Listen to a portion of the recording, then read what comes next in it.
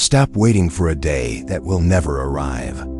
You tell yourself that you are just being careful. You say you are waiting for the right moment or the perfect plan or the perfect amount of money, but the truth is much darker than that. Waiting for perfection is not a strategy, it is a slow way of dying while you are still breathing.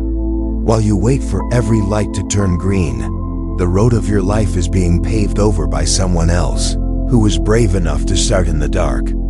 You are not preparing, you are paralyzing yourself with what-ifs that do not exist yet. Today we break the cycle of the right time trap.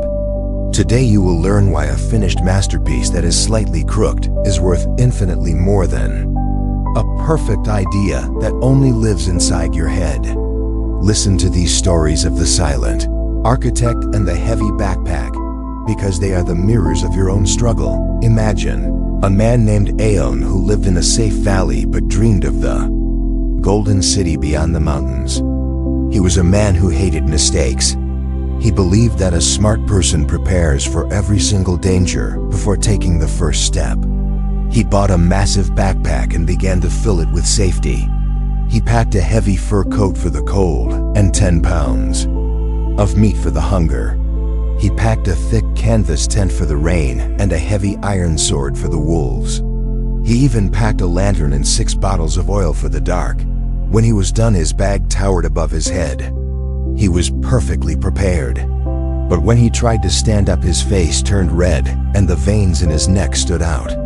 The bag was so heavy that he could not even take one step toward the mountain. He was a prisoner of his own preparation. He was safe from the wolves and the cold, but he was also safe from the golden city that an old man saw Aeon struggling and asked him a question that you need to hear right now. Why do you carry that sword? Aeon said it was for the wolves. The old man asked, have you seen any wolves today? Aeon admitted he had not.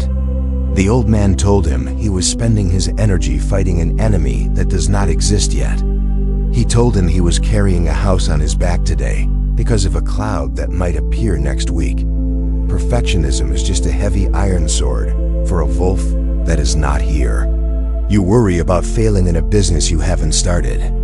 You worry about being rejected by a person you haven't spoken to. You are trying to solve tomorrow's problems today, and it is draining the energy you need for this very moment. You must learn to trust your ability to handle the rain when it actually falls. You are smarter than you think, but your intelligence is useless if you never leave the room. In another town lived Daniel, who spoke beautifully about change. He described the perfect garden he would plant and the perfect bridge he would build. People loved his words because they painted pictures of a better future. But months passed and the garden stayed dirt while the bridge stayed broken. An old craftsman named Thomas saw Daniel and asked him if he was busy talking or busy doing. Daniel realized his words were a substitute for action. Speaking about a dream gives you the warm feeling of success without any of the actual work.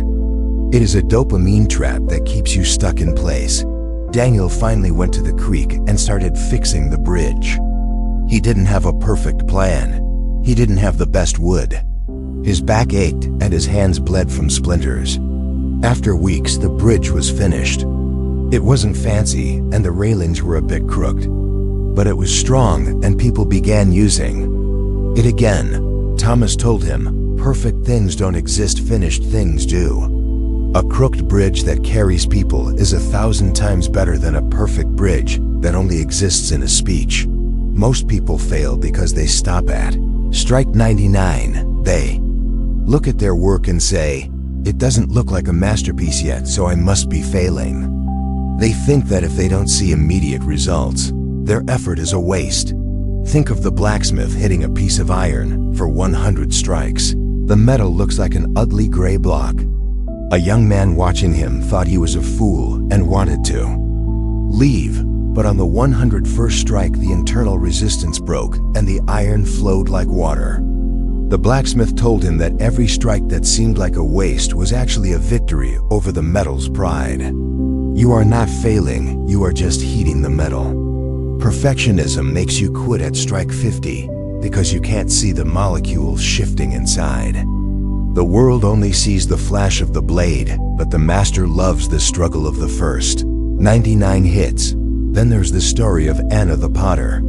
She made plain bowls all day because they were safe and steady. But late at night, she made vessels so beautiful they made her heart ache. And every morning she would smash them back into clay. She was afraid they weren't good enough. She was afraid people would laugh that she was failing slowly and quietly where no one could see. A merchant told her that she was already living the failure she feared most.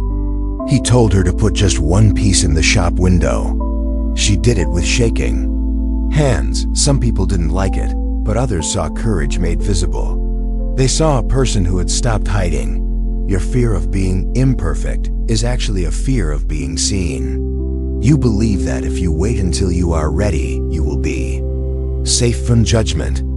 But the real danger is never being seen at all. Courage is not the absence of fear. It is the decision to act while your hands are still shaking. 20 o'clock, the architect's silence. If you want to beat the trap of perfection, you must learn the law of the silent architect. When a dream is new, it is like a fragile seedling. If you show it to your neighbors every day and ask for their opinion, they will step on it with their doubts. They carry their own failed dreams and their own fears. When they see you trying for something great, their fear speaks louder than their love. Protect your work in the darkness of your own dedication. Do not announce your plans. Do not post your goals for likes. Work in the early hours before the world wakes up. Let your hands speak before your mouth does. When the garden is finally alive and the flowers are blooming, then people's words won't matter because the reality will speak for itself. Perfectionism is a clenched fist. It is tension in your jaw and your shoulders. It is the belief that you must control every outcome. But life is like a wind from the mountain. If you build a thick wall to stop it, the pressure will eventually break you. You must become like the miller who builds a windmill. He does not ask the wind to change, he changes his position to meet the wind. He accepts the storm and uses its energy to grind his grain. Stop resisting what is happening. Stop wishing things were perfect. Accept the mess and turn it into a sail. Tomorrow morning, do not wait for the perfect moment. Set your alarm 1 hour earlier. Do not look at your phone. Do not check the news.